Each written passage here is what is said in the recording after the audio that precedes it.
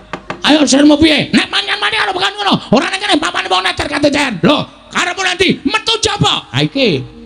Iki aku ora seneng iki. Pendhita mulang bab sing elek. Nek wis ijab wis resmi ya metu jero. Ada metu jaba. Kuwi jenenge dosa. Semua ora omongan. Ayo metu jaba. Ayo, aku yo nek kowe metu jaba aku yo metu jaba. Ben padha ora gelem tak bumi angus sekarang kadempel kane.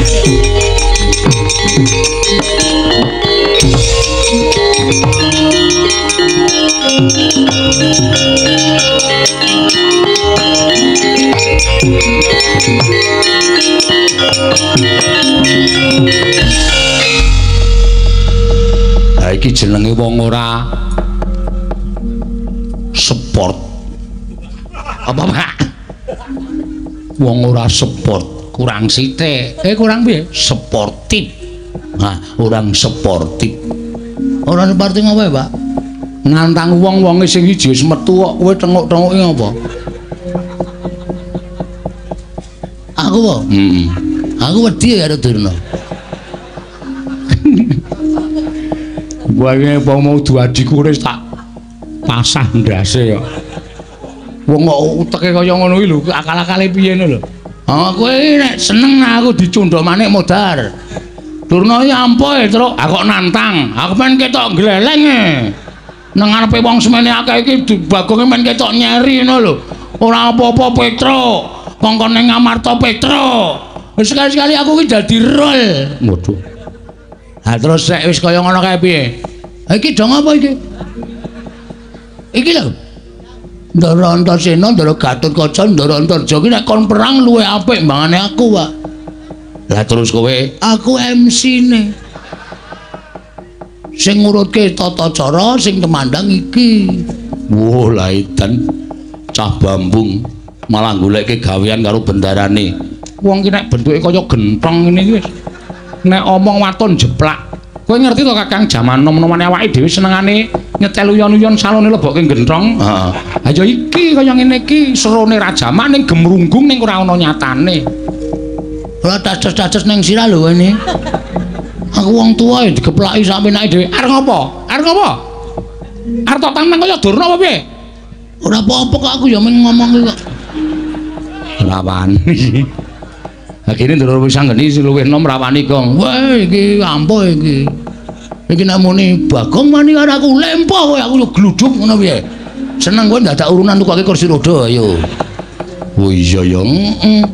Iki siji iki loro iki ampuh iki. Karo bapak.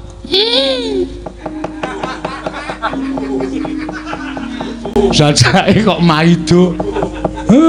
Ndalu tak sepatani apa piye? Sempatanmu kuwi nek mandi nang aku. Wis wingi-wingi aku rekoso uripe, Pak. Kok nyepatani aku ping pira? Bagong ngrekoso. Ah wis ngrekoso ket biyen. Dadak tok sepatani. Bagong lempo. Pancen aku ora iso mlaku rong dina mergo asam urat. Ora mergo kowe nyepatani. Pancen menur siji iki nek karo aku pancen wani tenan. Gus Ndara Antasena, Ndara Gatotkaca, Ndara Antarja sadurunge sampeyan tindak teng negara Ngamarta, Ndarawati lan Mandura, mbok kula njaluk Karang Kadempel ditentremke. Ya, njaluk pangestu ya, Kek. Njaluk pangestu Siwa Semar. Njaluk pangestu Siwa Semar. Kurawa tak undurke ne Abimanyu rasa melu-melu. Sing rusa-rusa wae sing kemandang. Iya, ngati-ati Kakang Antasena ya. Paman kula terus minggah. Bagong ora glemenake wong tuamu aja kelakon dosa. Karang Kadempel tak bumi angus. Silakan. Nek nuwun sewu lho, nek kewalik kula ora tanggung jawab.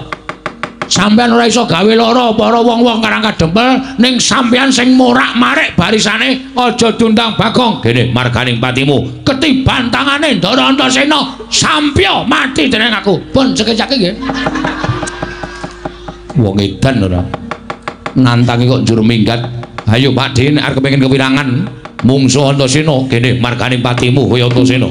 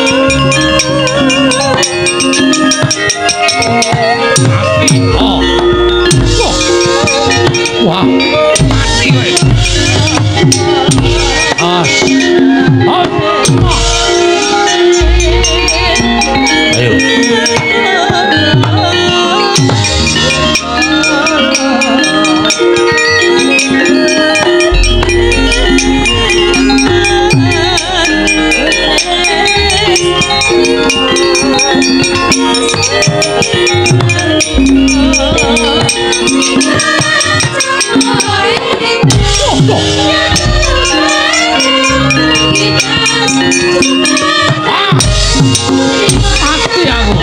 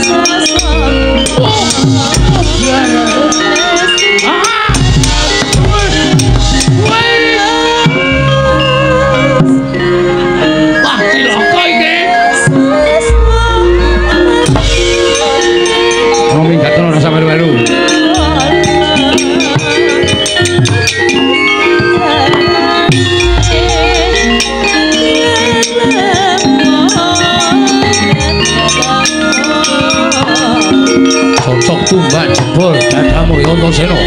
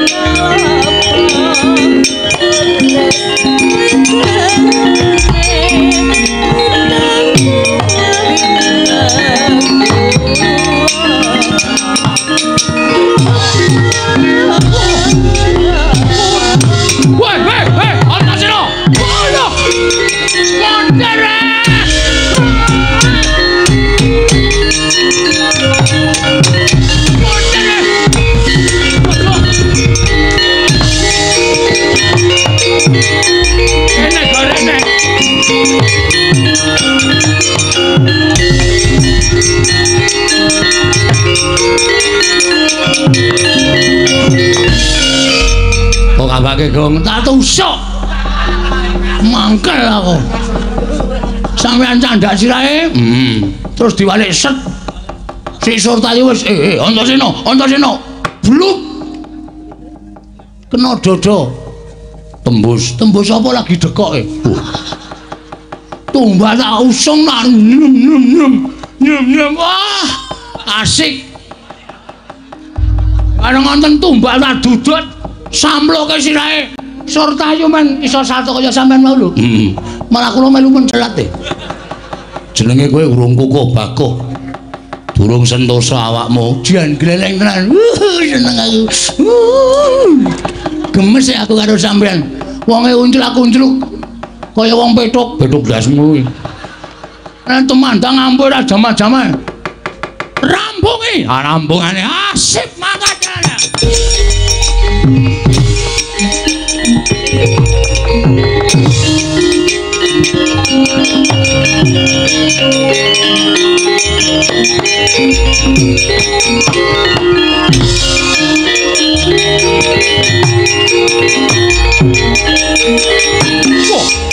Gatotkaca dasar Branyata Siwa Kartowarma. Ayo endi Semar? Kukupen Siwalaya Antaka. Bedan dadari Gatotkaca. Wah, sumbar kowe. Mati kowe. Wah, sadyadamu modar dene aku. Kono.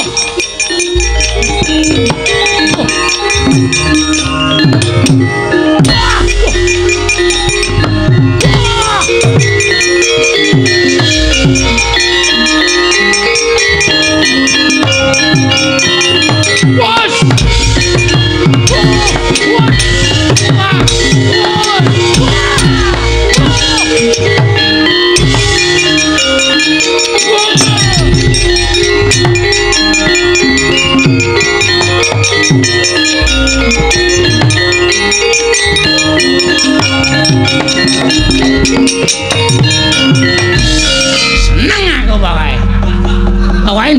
idola dhewe-dhewe. Bagong idola Ndara Antasena aku nek ora. Gemes aku. Wah, Kang Gres muni. Tampile ra jamak-jamak. Kartomarma iso bablas. Yo ngono lho Gareng. Nggih. Rampunge Ndara. Yo.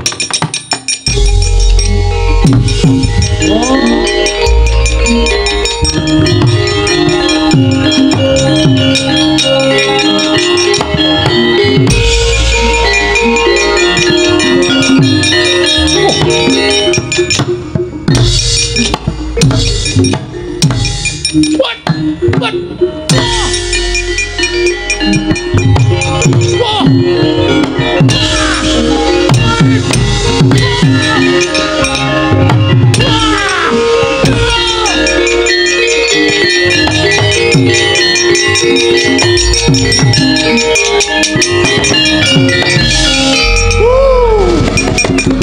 Ngenengke Swatama anak pendhita kami idak sikile set waduh mati aku tandak sih sok wah balik lalu wah seneng iya koyo Swatama ngantem yes ora ana apa-apa set tuk yes wah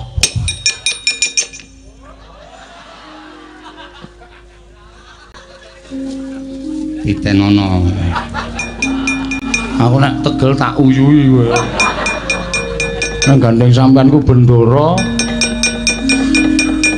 ngopo Pedro wah pamer ora sampean niku jane upama aji-aji sing iso ambles bumi niku mang paring kula iso ora iso wae ngamet ambegan wis iki ora guyon lho ora nek guyon wegah ora tenanan niki wektune ming sak jam lho iso ambles bumi ming sak jam lho saka kuwi mati kowe nek ora metu ayo jelas kok ya sak jam ki suwe adake ora wis jajaran cobanen carane nyoba ngamet ambegan ambles bumi piye Petro wah seneng matur nuwun sak jam niki sak jam wis nek tak pamerke Gareng tuman wae saya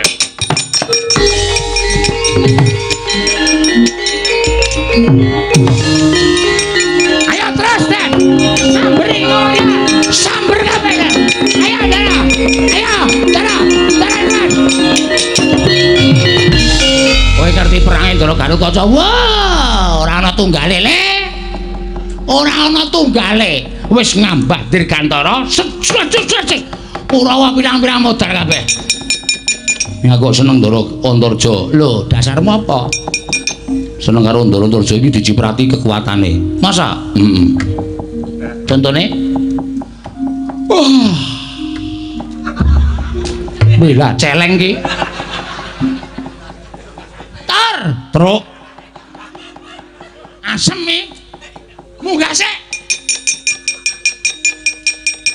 ngene iki dadi ana bedane dhewe-dhewe mangga ra karena endi saya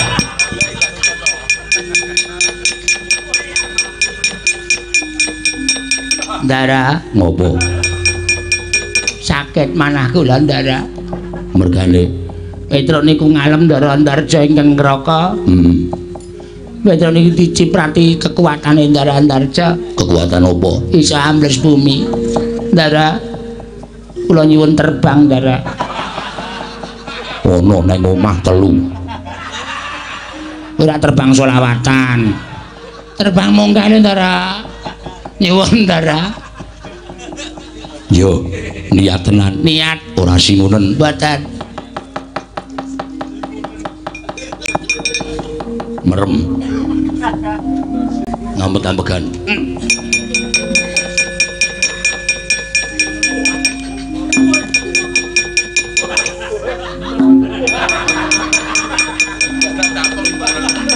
sampun apa Ndara wis carane sikil digedruki lemah ping 3 karo bathine nyuwun mabur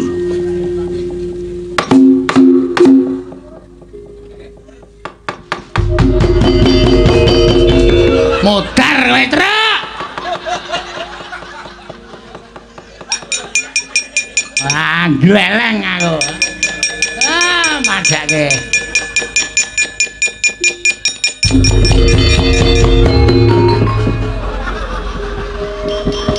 Petruk kandung bolong.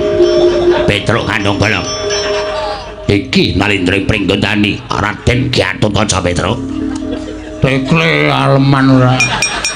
Petruk kandung bolong. Truk ora kurang ajar, Truk. Truk ora kurang ajar. Aku ora cawetan, Truk ora.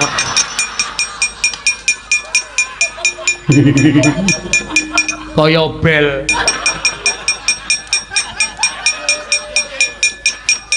Jiji leng lah. Aku iso jiji asmane. Kowe iso ambles bumi aku iso mabur kok. Ayo Bagong dimimi-mimi, Bagong dimimi. Yo.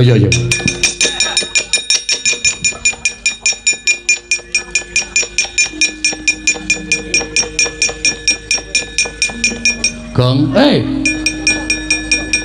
tak mencolot ya, Le. Mencolot to. Udus.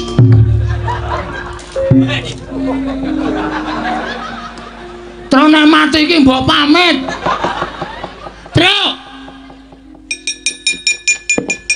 Ngapa? Edane kowe entuk ilmu orang-orang sing ngendi? Ilmu orang-orang apa? Gak iso maslep.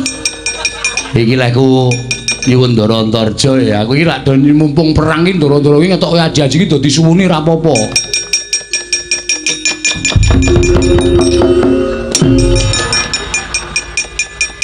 Timblis amlek jiadamu. Weh, do pamer ta iki critane. Oke. Diparingi sapa? Ndara Antarja. Gareng gak iso mabur. Ah kenae Ndara Gatotkaca. Ya aku nek ra njaluk sik koclek kae. Bagong nek krungu wonge ra iso diantil.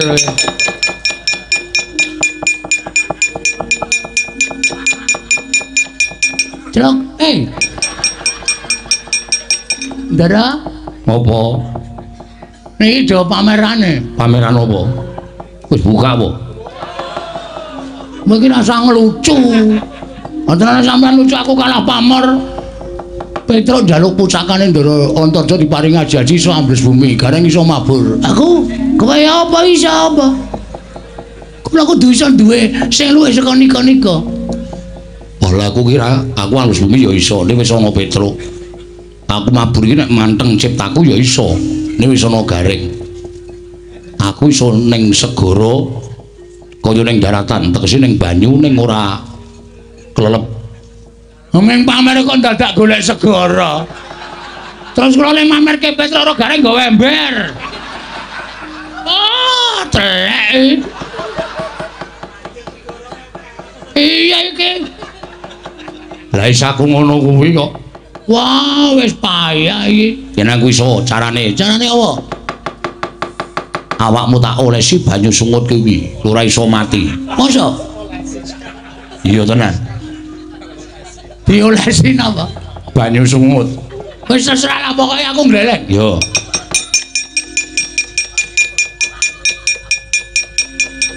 Engko kowe iso pamer ning ngarepe gareng karo Petruk, nggawa keris, wetengmu tok suduk dhewe, kowe ora apa-apa. Siap. Debus. Heeh. Debus. Iya. Debus ki ngapusi. Ya iya. Sawan. Kene rasa. Karena kiting crekune dadak goleki nggon-nggonane. Ya sing penting rata nek tok nggo pamer ndak ngalaku isin. Wis rata kabeh. Kono nggo apa ta apa. Iki Kurawa rasa ndagel Kurawa. Paling ming citraksi wis ora lucu ket biyen metu terus.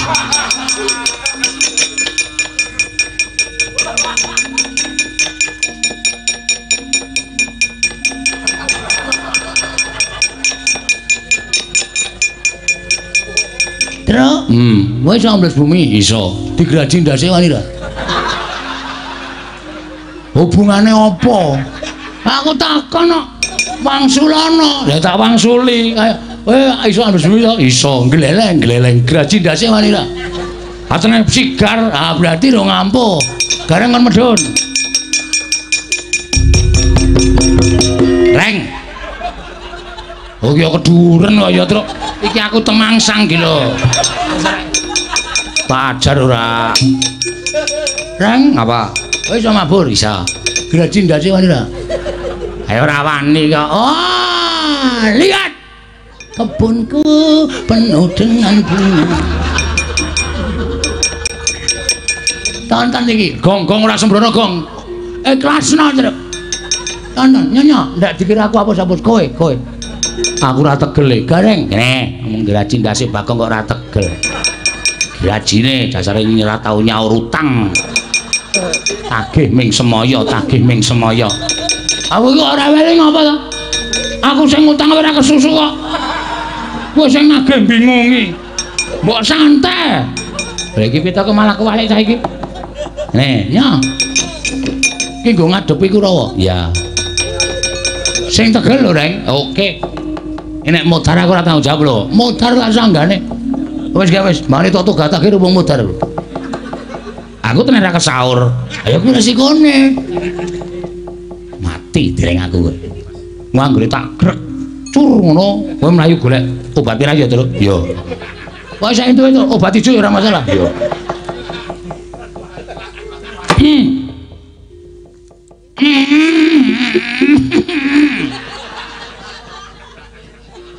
Brodol rambute wae ora. Edian. Anu golek keris. Oke. Anane Drei. Terserah. Tusuk kene weteng kuwi. Mati Drei. Edan. Mentol e, Truk. Medan. Piye? Coba nyonyono wetenge kowe, Truk. Weh. Ngawur ora. Nggo nyoba landhep apa ora kok. Golek bendho. Oke. Ya, nek nganti lecet aku isin. Iki entuk-entukane njagoi Ndara Antasena. Kurang seru, Reng. Piye, moncrat apa? Ora. Acepuk kon sikil. Engko gek sing ampuh mengendas tok. Ora nggon aku ki ampuh sak gagange ora mengendas tok. Edan ora apa. Nggo nempuknya. Edan ora apa-apa piye? Saiki wis nek ngono wis sip kabeh. Ayo do nyerang Kurawa. Yo.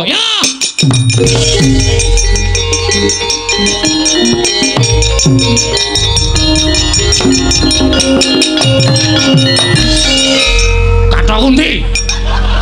Munggah kok kathoke diceneng. Ora nglek.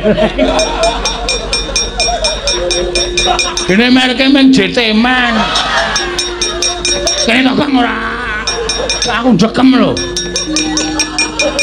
Ya, lobok ketoke rang iki. 36 iki. Gek kowe ketoke mung 3. Ha ben tak kaleni kok. Sing nganggo nganti kaya sarung. Lempit rana lempit rene. Penyakit ora. Gak aku nek mabur nek jejer Bagong ora tentrem. Ayo ambles lho. Yo. Gong. Rambutku. Ayo apa ora? Pedes ora? Pedes. Culke. Ayo, asengkune Dursasana Durmagati Citraksi arep gegerke Karangga Dempul sampya dening aku.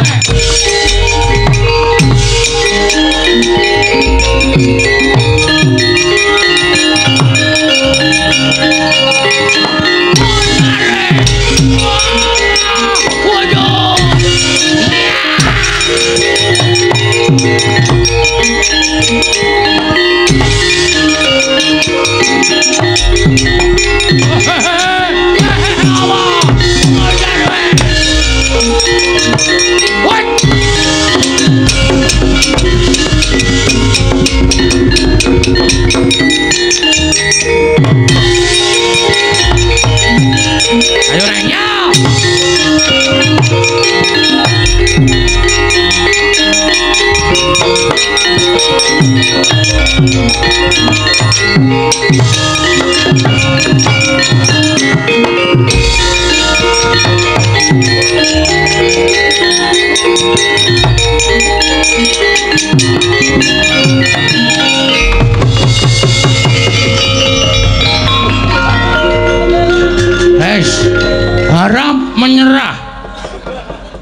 Sengkuni harap menyerah, tangan di atas kepala. Pasukan udara sudah siap, pasukan bumi sudah siap, pasukan darat sudah siap. Kalau Anda melawan, satu tembakan peringatan. Kalau Anda tidak melawan, ditembak kepalanya.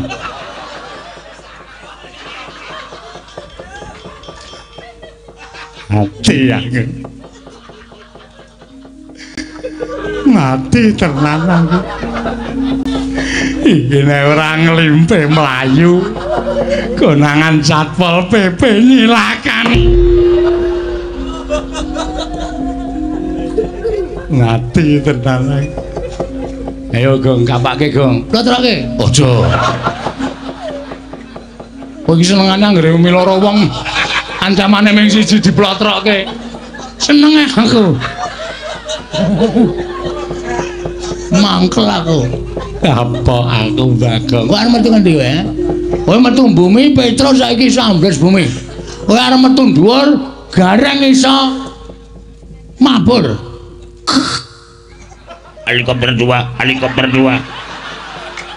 harap segera menuju ke tempat pertunjukan helikopter. Modal ora kowe. Wis tak kanu nganggo brek-brekan ngene iki. Wis ora bakal iso piye-piye kowe. Kican 2 Aduh, aku njaluk ngapura Bagong. Kowe tak ngapura ning Kurawa Jabali. Ha? Iya. Anggere ana sing kemliwer nang kene, cucuki dasmu. Ya, Tru? Komandan Angkatan Darat. Linmas. Wah. Komandan kok Linmas ki apa? Linmas ya, Tru? Kowe iki nek ora ngerti rasa sok omong to, goblok ning gaya. Oh kowe penting aku kowe. Ngayal padha. Wah, jantoban aku. Komandan kok Linmas. Ya komandan iki golek sing dhuwur, misale apa Maijen, apa Letjen, lan sak piturute kok Linmas. Ayo mulai kowe. Mulai ora? Helikopter 2. Iya.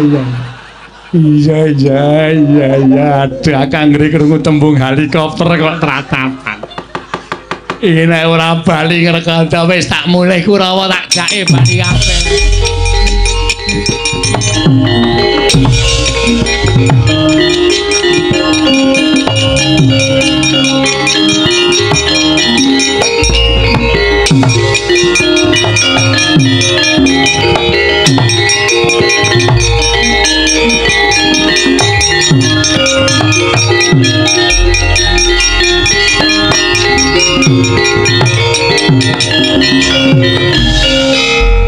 Koling gleleng malang kerik. Oh iya lali. Aku ki sing menehi kadigdayan karo kowe kok malang kerik. Nang ngapunten arang kesupen. Weh.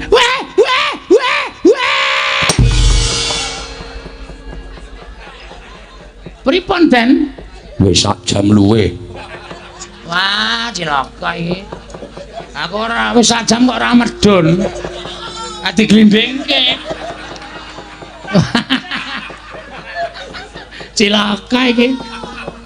Ning ngoten kula ya wis boten iso Den. Lah wis kliwat sak jam ya ora iso terus tenaga pusakaku ming sak jam. Bonjo. Njajal Gong ndase digraji. Ndasmu iki. Kena mlethek. Oh iki jaminane ming sak jam. Ming sak jam nggih. Ndek kowe 7 dina. Modar kowe. Wah, gleleng aku arta dasar nang pasar aku arep pamer kasudebian arga lindes argawa keris. Wah, tusuki awakku. Ngeling-eling lho nek nganti liwat saka 7 dina nek nganti ketusuk tenan aja sambat. Mati tenan kowe. Ojo. Wis rasa wae, Tru? Wis rasa. Wis tuku dodol obat oles kok biasane wae. Ayo dadak Malik buka sulapan barang aneh-aneh ora. Oh iya. Bapakmu nendi, Gong? Kula celuke nggih. Iya, kula celuk kon rene.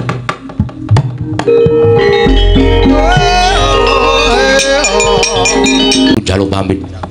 Siwa Semar dina iki budal marang negara Ngamarta. Wah aku njaluk pamit budal marang negara Mandura. Aku nyuwun pamit tak nganti adik kula nang Wisanggeni budal ning Ndarawati ya kek. Ngatos-atos ning ampun dadosaken pasulayan lho. Nek ora pareng ya wis ora apa-apa. Ning wadene sampeyan wantun nggih monggo. Ning kula nuwun namun ngantos ninggal tata krami ya. Ngono Kang mlingi kene Semar ya ngesoke dawuh. Ya Kang mangkat ayo Dimas tak dherekake Yayi.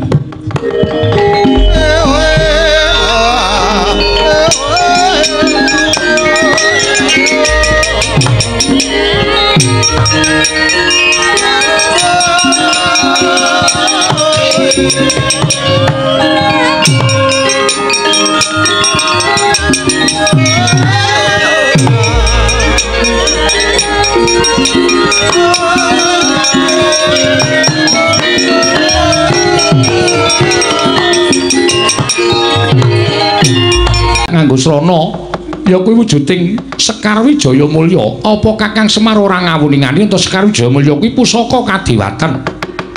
Kuwi dudu pusaka baen-baen. Kuwi dudu pusaka sembarangan. Nanging kuwi pusaka pepethinganing para dewa, pepethinganing para titah. Nganti sak jagat iki ora ana werna loro Sekar Wijaya Mulya kejaba mung kagunganing Nata Ndarawati. Mulyan perkara bakal ndak paringake apa ora iki mengko etungane ana Dewi Wisanggeni mula sing gedhe pangapuramu. Yen to bali marang Karang Kedempel dina samengko ora bakal bisa bareng karo wujuding Sekar Wijaya Mulya. Ingkang wigati mengko aku bakal sowan dhewe marang Kakang Semar, bakal tak tanjihake wigatine apa lah kok dadi nyuwun ngampil Sekar Wijaya Mulya kinarya srana mbangun desa ingkang bakal katindakake dening Kakang Semar Badranaya Wisanggeni.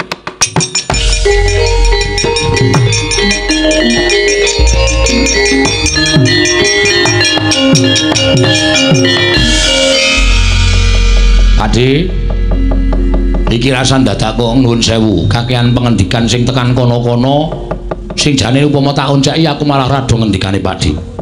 Sing tak ngerteni Pakde paring dawuh yen Nata Ndarawati keputangan budi karo Siwa Semar kuwi pancen kabeh keputangan budi. Saiki hitungane ming mang paringke apa ora? Lho.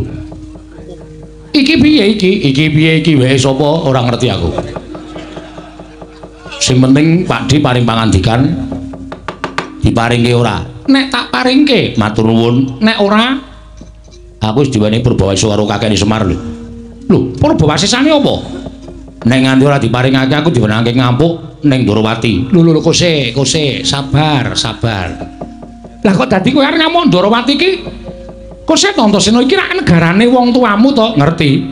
Lah kok dadi kowe ngancam karo Ratu Ndarawati iki anggep kowe iki sapa? Kowe iki mung sak anakku lho. Kowe iki mung banyuku kok wani nantang karo wong tuwa iki? Apa kowe ora nyawang Ndarawati iki akeh senopati Antasena?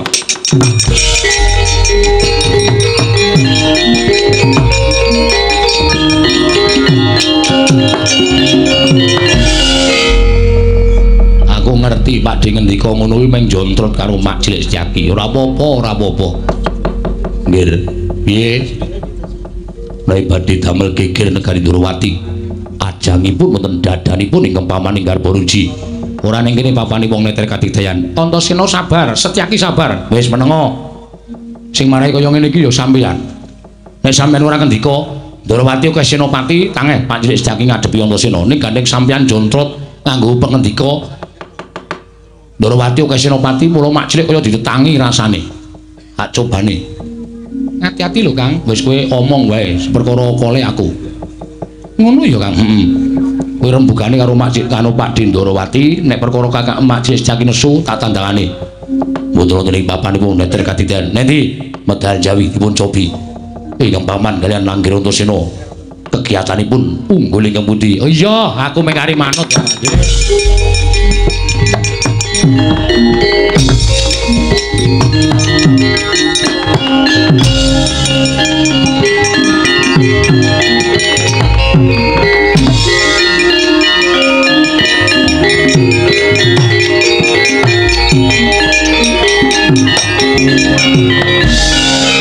Pancen ngadepi wong loro kae pancen kudu sing prayitna ngati-ati. Waduh sinuwun lajeng kados pundi negari Ndarawati dados ajanging pasulayan.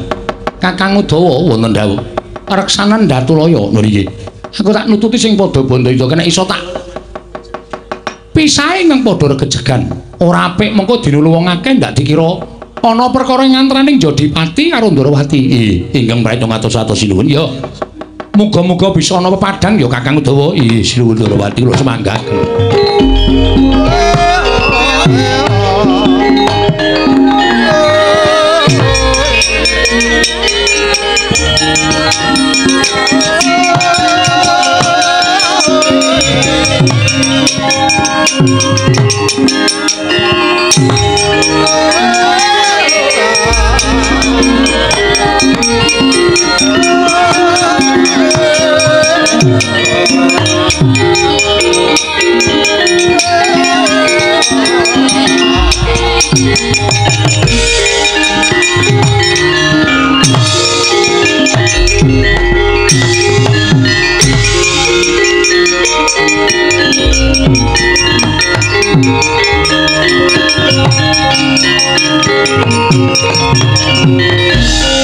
Setyake tinunun gadanira wirang tumandang setyane ku garwanira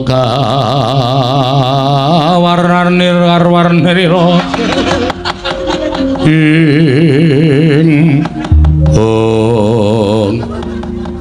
nek wedi aja wani-wani nek wani aja wedi-wedi Majile nganti ketrikel-trikel suaramu mboten sakakean gunem. Ayo nek pancen Rangga Antasena lumuh digawe becik arep gawe geger negara Indrawati ajange dadanipun ing pamaning garep Puluji ya aku ora marahi lho Pak Desmond nek sampeyan ngejak Gojek tak ladeni nek ngene ditemtokke aku kelakon boyong Sekar Wijayamulya apa ora monggo nggih kula radosi.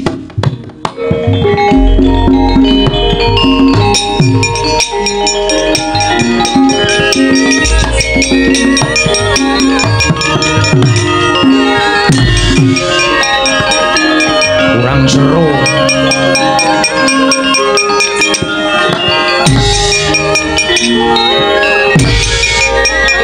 ayo Majile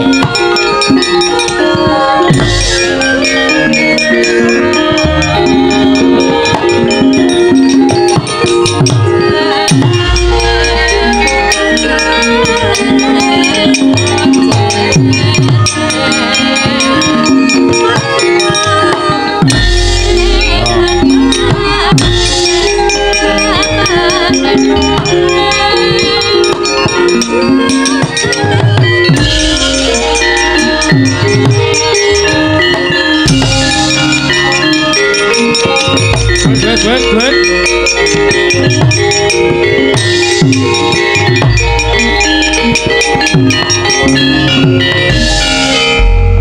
Ngantem tangan siji ora tak rasake kok. Sajae ngrapal Jaya Kawijayan. Mabruk ning diadaku kok semrepet. Lagi iki Antasena diantem kok iso sesek napasku ya. Mak Cilik, tak kira kowe ngejak Gojek ning jebul tenanan ya. Njaluk ngapura nek aku mentolo karo kowe lho Mak Cilik.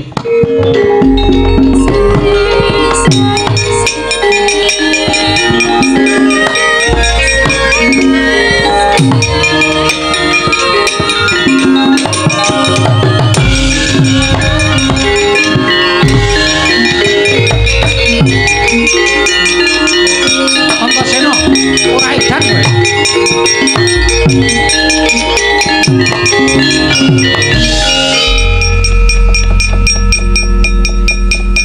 Prabu kula dipun tulungi. Kok sik tak jaluke tamba aja meneng wae. Nggih. Kita kapake.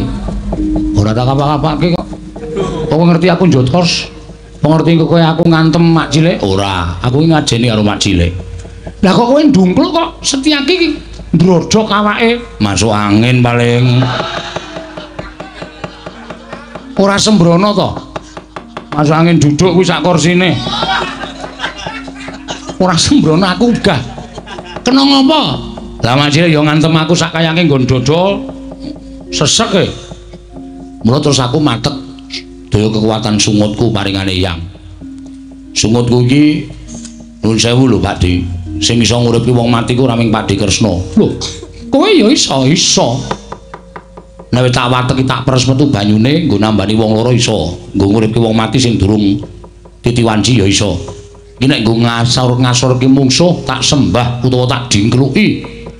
Ngisor dengkul mungsuh kuwi iso lumpuh ora ndek kekuatan. Aduh, Setyaki, wonten dawuh. Kowe lumpuh. Aduh, Prabu. Nggih, kula nyuwun pangapunten. Kusike iki tak rembuke sike. Iya.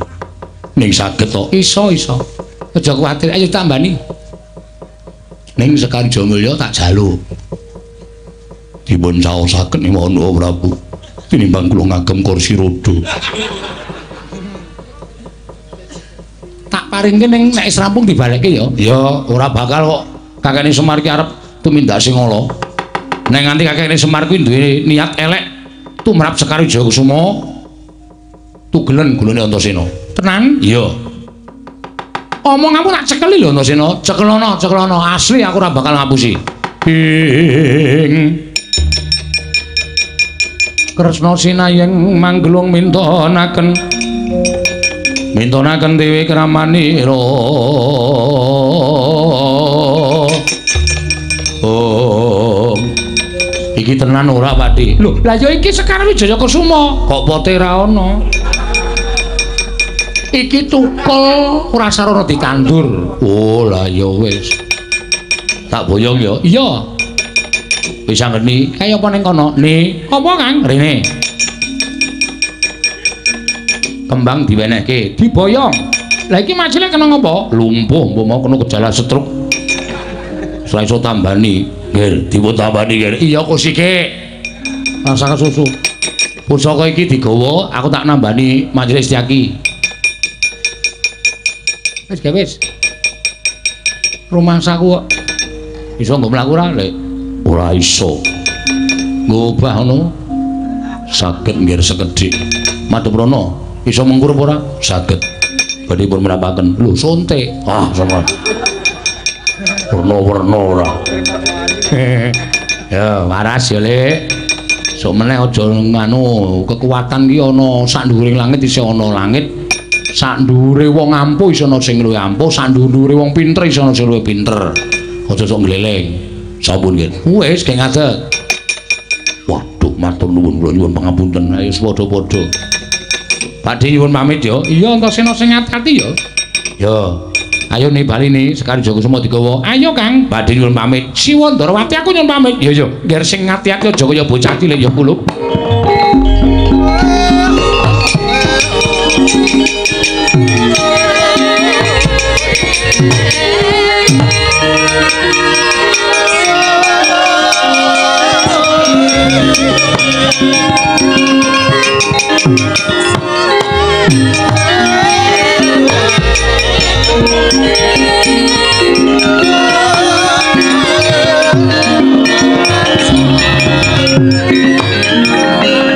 Setyaki wono timbalan. Kok ora pati nduga mono. Ana petungan-petungan ingkang perlu tak cocokake kalawan kananing Kakang Semar. Oh iya. Aja keparengipun. Kowe tunggu praja ya. Kula mboten dipun parengaken nderek. Ora usah. Sagedakan iki kaya ora usah. Nderek tindakipun Kakang. Nggih, ngestaken dawuh. Namung ngatos-atos ora Bu iya. Aku tak jujuk nang Karang Kadempel kaya ngopo to kahanane dene Kakang Semar kok panjaluke werna-werna. Nggih, kula semanggaken paduka Kanjeng. Ya kuwi si Abimanyu kelawan Kulup Tetuka. Wah. Moro kaki timbalono. Wikadine apa?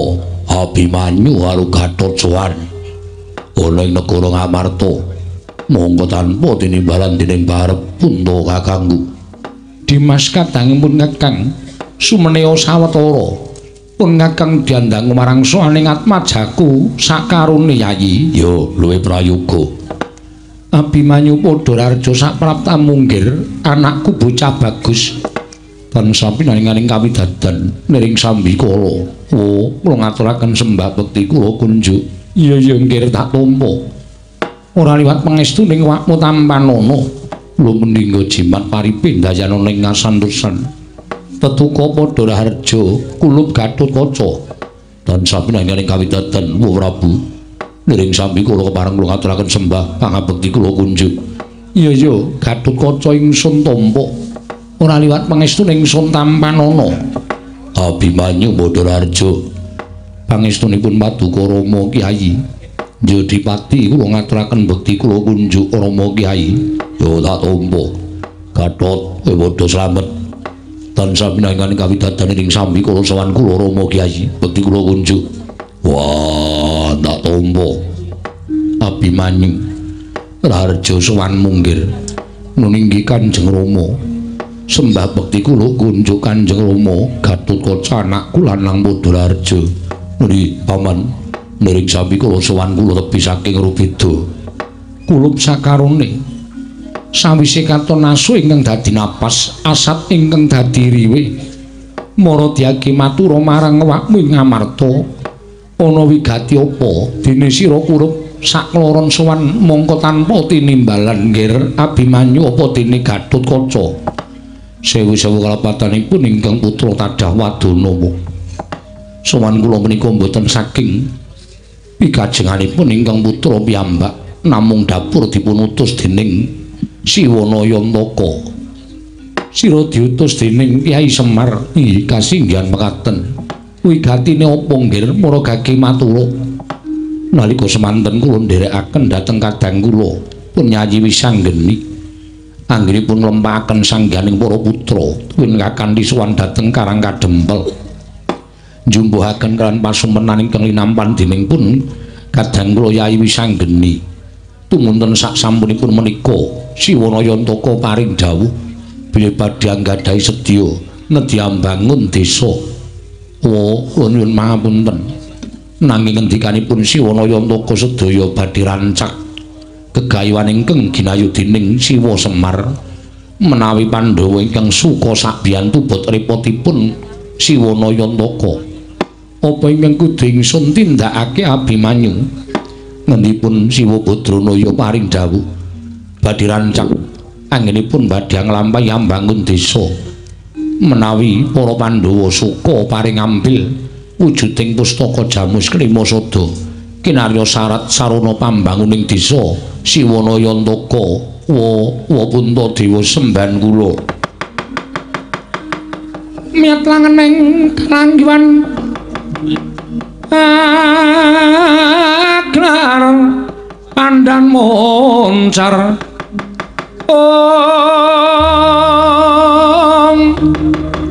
tinon ler kakonang samsara tetan padang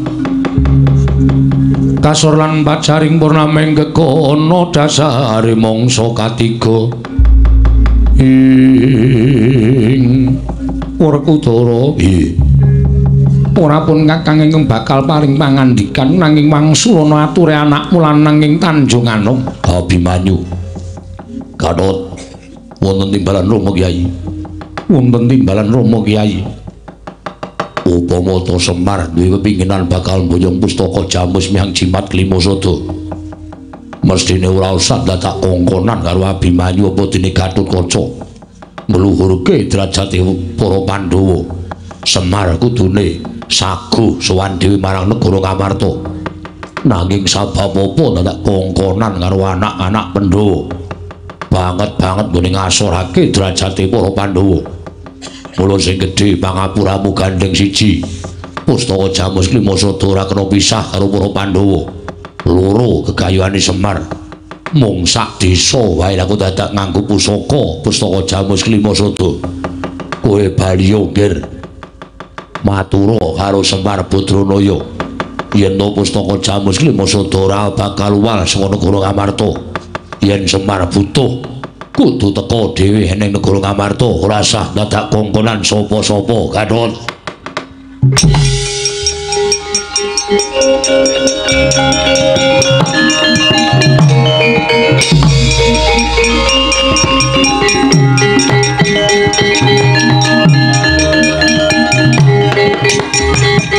Irikata tyan Gatotkaca kinon mapakarga suta tekapira Kresna Parta maneher saktinira ing ujaran wang-wang. Nyuwun pamunten Bu. Sewu kalapatanipun ingkang putra ing Pringgondani Tadah Wadana Rama Kyai kula nyuwun pamunten. Sanget-sanget Siwanayantaka anggenipun paring dawuh dhateng ing putra pun Gatotkaca. saged lan botenipun pustaka Jamus Miang Jimat Lima Sodo kula inggih badhe amboyong menawi ngantos sowan kula wonten Karang Kadempel mboten nganti pustaka Jamus Miang Jimat Lima Sodo kados pundi mangke gempal manahipun Siwana Yantaka lan samangke boten badhe pitados malih kaliyan ingkang putra pun Gatotkaca mila saking menika timbang wangsul kula wonten ing Karang Kadempel ingkang putra ing pringgondani boten boyong wujuding pustaka Jamus Lima Sodo nadyan putung mugi kabandhemna remuk mugi kasawurna wah cangkeme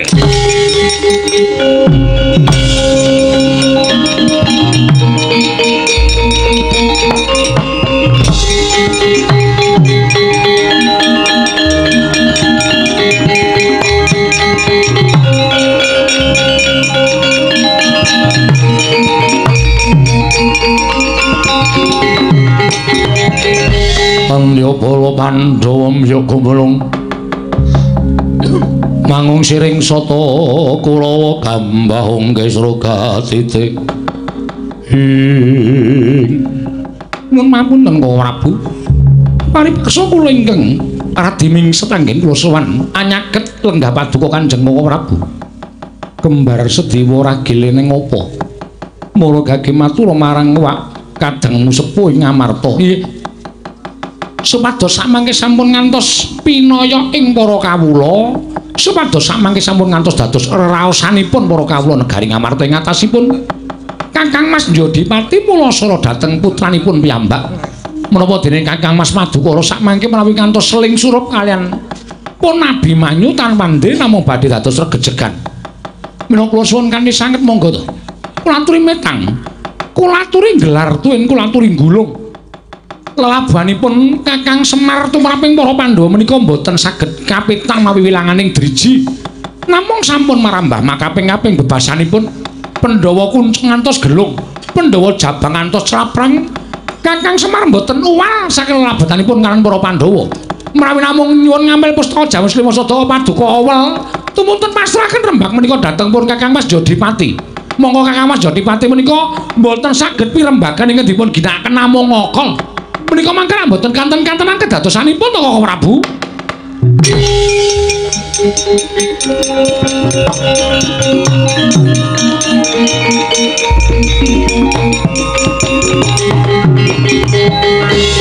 Sedewa lumen rawuh pusaka gage gawanen paringna marang Gatotkaca apa dene Abimanyu mangsa Barangga mung ngrimuk sarta ngleremake penggalihing kadang Jodipati apa dene Madukara pun ngakang percaya marang sira kadang Kuragil Sedewa non ngestaken dawuh nyuwun pamit sing ati-ati aja kaya bocah cilik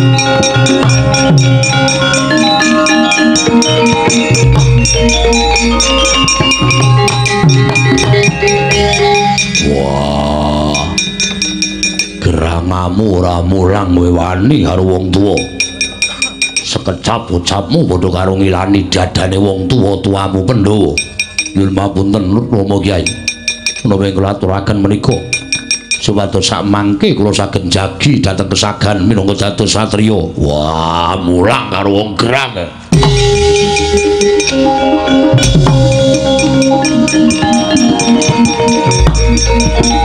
Apunten Rama Kyai.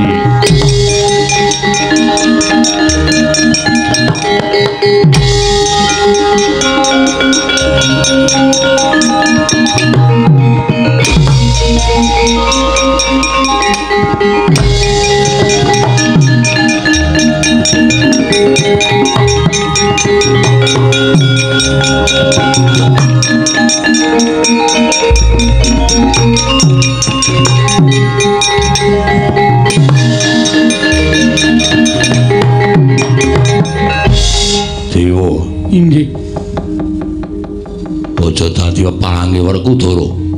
Kowe ngerti watak wantune kadangmu Panenggak? Inggih, kula ngertos. Namung menawi ngaten menika kula badhe ikhlas nataken dhateng pejagesang kula. Natake kanggo sapa? Kagem anak kula Gatotkaca. Bocah ora ngerti tata krama Jawa Labi, ndak gedhe ndase. Ya ajare ora pati-pati lere yen durung kutobat karo wong tuane. Kula ingkang nyuwunaken pangapunten, Mas. Wah, inggih kula ingkang nyuwunaken pangapunten. Mergi menapa? Namung badhe anambak dhateng pinten-pinten raosanipun para kawula ingkang sami priksa jenengipun Kakang Mas Mulasara dhateng putra piyambak. Menika rak mboten sae to. Mangke kinten ingkang putra kaliyan tiyang sepuhipun menika mboten rukun. Mboten gathuk tuwin mboten mathuk ing pemanggih. Tumunten kula nuwun sewu ingkang ngumbar dhateng mubal babaling nepsu malah sing tuwa menika rak mboten prayogi. Wah, inggih menapa mboten? Yo, sabanjure piye? Koko Prabu Darmakusuma sampun paring dawuh dhateng kula, pustaka Jamus Limasada kinen maringaken dhateng Gatotkaca. Wah, aja ngapusi. Mboten. Menawi kula wantun matur doro ngersanipun Kakang Mas Jodipati, jangga kula kinarya lintu. Kuwi tenan. Inggih. Wah, ya wis.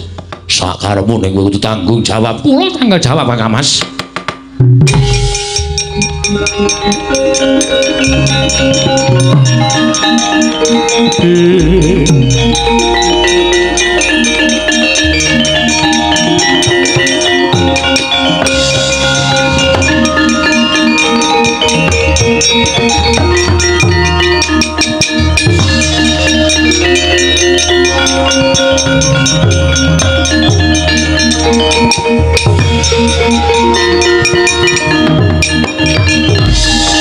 Abimanyu Gatotkaca wonten timbalan paman, wonten dawuh paman. Pustaka Jamus Limasada keparenging wakmi ngamarta kowe ingkang kudu ngasta. Nggih, ngestaken dawuh. Reksana aja nganti tiba ning astane wong kang kurang tanggung jawab. Mung butuh kinarya syarat ya cukup syarat wae yen wis paripurna kondurna. Nun nggih ngestaken dawuh budhal, ngestaken dawuh Kanjeng.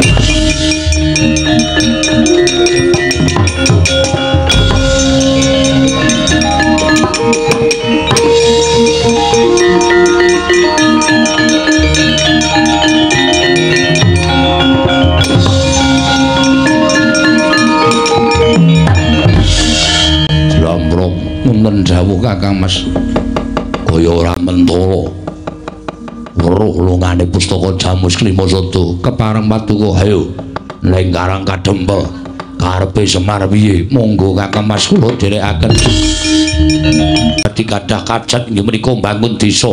Monggo nyatanipun menika mangke mboten badhe kasempatan menawi mboten saking pambiyantunipun patuko Mandura.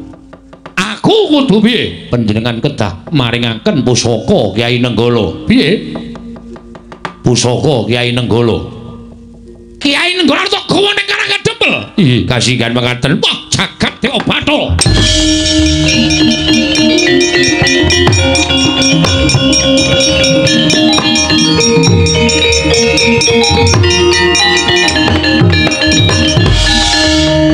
Antarsa wonten timbalan. Mesine kowe iso mikir. Kowe wis dewasa, iso ngulir budi. Ing ngatasé Kyai Nenggala kuwi pusaka kadewatan. Ora pusaka baen-baen, ora pusaka mung salamake pusaka nanging pusaka kuwi pusaka kadewatan diparingake marang Mandura Prabu Baladewa. Lah kok dadi dratate Semar ping arep bangun desa iki dadi anggo syarat pusaka kuwi. Semar iki wong gerang ora iso mikir. Nyuwun mampun, nyatanipun ngendikanipun Kyai Semar kados mekaten. Bali, nun Bali. Lho kersanipun patuko Prabu nundung dhateng kula. Kandha karo Semar. Kandha karo Semar. Yen ora bakal kasembatan boyo Kyai Nenggala. Menawi ngaten menapa kula kedah ngruda paripeksa dhateng patuko Mandura. Piye? Menawi ngaten menapa kula kedah ngruda peksa dhateng patuko Mandura. Mergi menawi ngantos kula wangsul mboten beto Kyai Nenggala. Lingsem raos manah kula ing atase kula menika satriya dipun utus mboten saged ngrampungi karya menika raos kula sampun mboten saged netepi darmaning kasatriyan. Terus kowe arep apa? Terus kowe arep apa? Iya, kula badhe ngrebat Kyai Nenggala. Iblis kanat. Kowe malah wani karo awakmu Mandura. Kowe ngrebut Kyai Nenggala.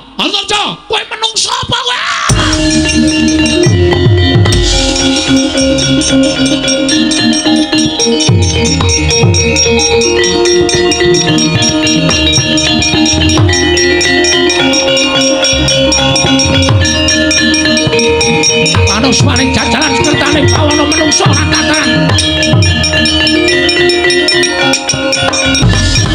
Wah, selagine dewa wae ora wani nyilek Kyai Nenggala. Mung derajate Semar, batul ketibal pitulungan nyilek Kyai Nenggala. Ora melek mripate, ora nyawang karo nata mantura Prabu Baladewa. Nyuwun pangapunten wa istri. Mas kok kacang kemeh.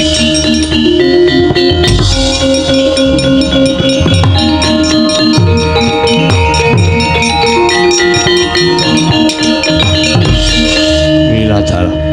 Ora kena dialus Ratu Mandura. Oh Prabu, nyuwun pangapunten. Kula estrinipun boten badhe gadah niat wantun dhateng panjenengan. Nanging menawi panjenengan sampun wiloro dhateng Wonorejo, kula nika menungso dudu kewan. Ayo cobane kaya ngapa kekuwataning Ratu Mandura. Antarja kaya bocah.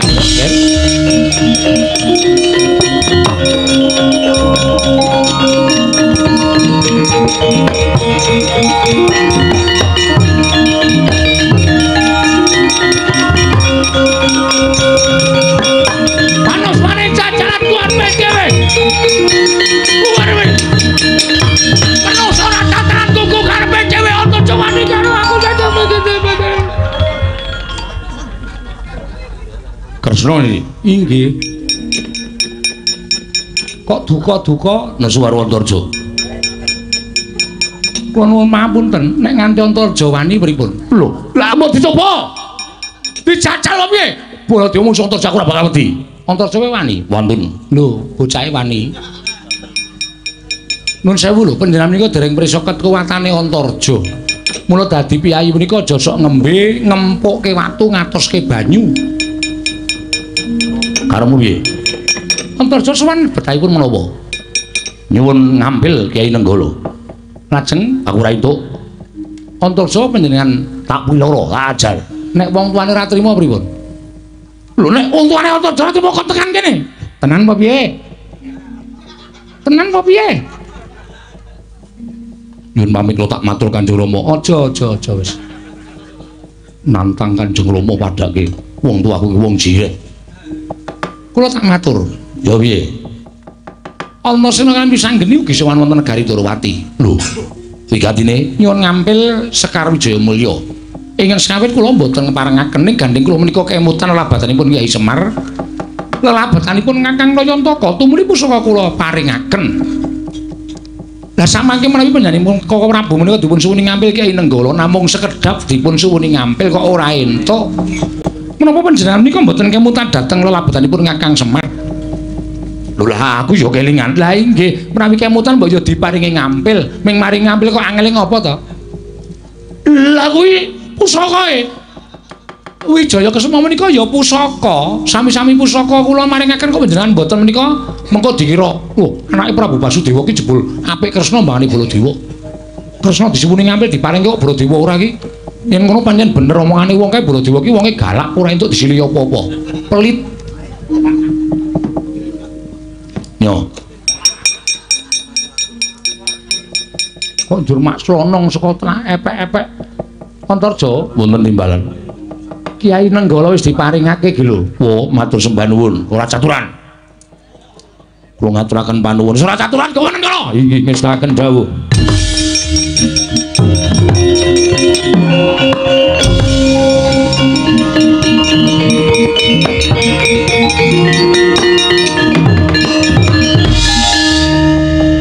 Terus piye?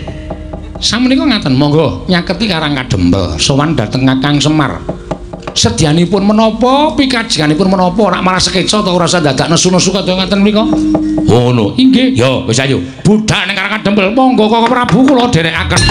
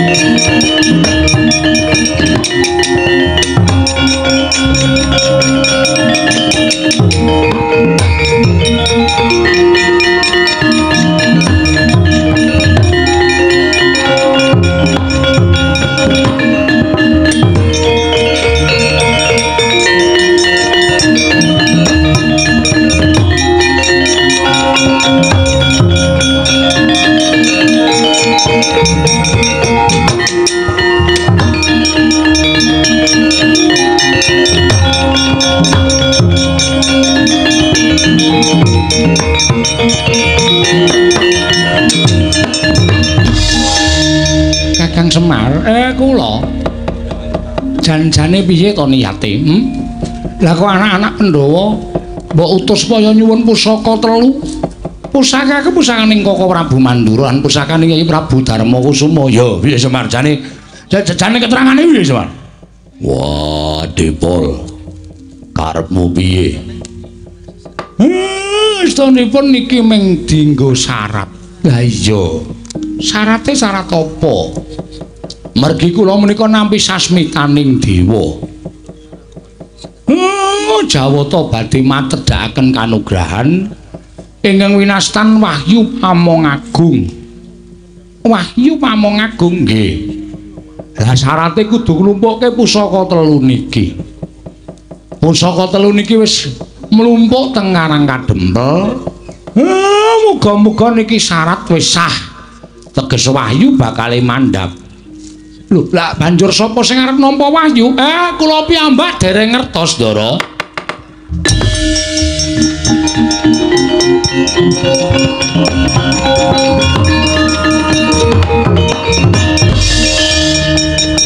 Kinemulan mendung sak nginggiling padukuhan Karang Kadempel.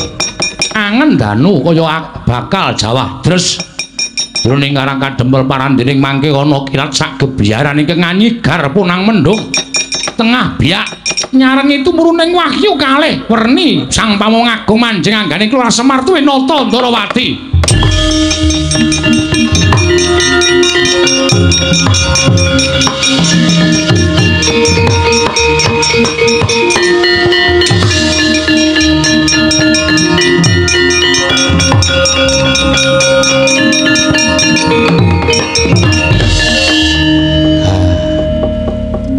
Malah sampeyan ngonten kok sing entuk kabejan lho. Cahya ingkang siji manjing andaning Ki Kakang Semar. Berarti Wahyu pun manjing enten angganipun ingkang abdi pun Semar kalih Sinuwun Ndarawati. Ingkang pancen pantes lan cinampiran kewajiban kedah momong dhateng satya ingkang ngateteken ati suci pepayung budi rahayu inggih menika para Pandhawa. Kekiyataning Wahyu menika dadi sangu anggen kula mbangun desa Karang Kadempel supaya luwih apik lan supaya luwih becik, Ndara. Pusaka tak suwun. Monggo pun rampung kok kele gunake.